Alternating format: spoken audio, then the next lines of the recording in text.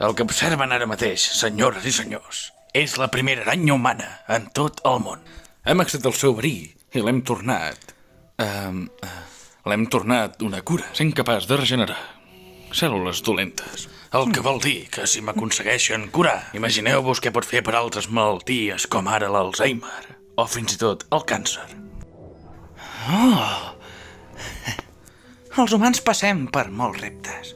40 anys de recerca i encara no hem trobat res. Però he tingut una idea millor. Un paper de diari? L'Spiderman. Què vols dir amb això? Doncs que el va picar una d'aquelles coses d'allà.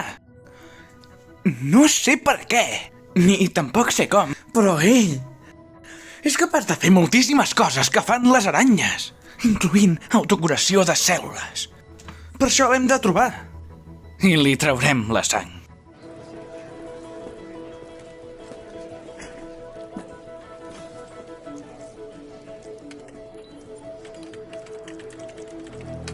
S'han trobat els resultats.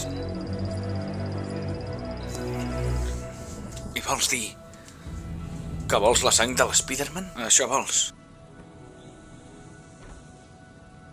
Això em pot salvar la vida. Però poder no, Harry. Poder no és tan fàcil com t'ho estàs imaginant. El doctor Connors ho va dir. Però el doctor Connors és ruc. Estem parlant de mi, Peter. Però n'estàs segur que t'ho has pensat bé? És arriscat. I tu n'és conscient. Sí, risco sí. Ficar-se la sang de l'altra gent és una cosa molt complicada i podries estimar... És una cosa complicada. Doncs podries empatitzar una mica amb mi i sabent la situació amb la que em trobo i buscar la sang de l'Spiderman. No. Tu ets el seu fotògraf. Te'l coneixes? Harry, faig les fotos des de lluny. Faig molt zoom, no estic tan a prop, no el conec de res. Doncs llavors no és veritat el que diuen sobre ell. Però... Que si no és veritat que dona esperances a la gent. Ja ho veig.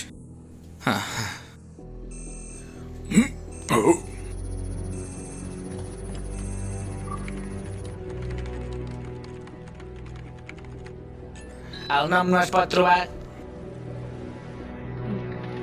Recerca denegada. Has de dir que sí. No puc parlar més, m'ha sortit una cosa. Ei, no em donis l'esquena! No vull acabar com el meu pare. No. Ajuda'm. Sóc el teu amic. No vull acabar així. No. Tranquil, Harry.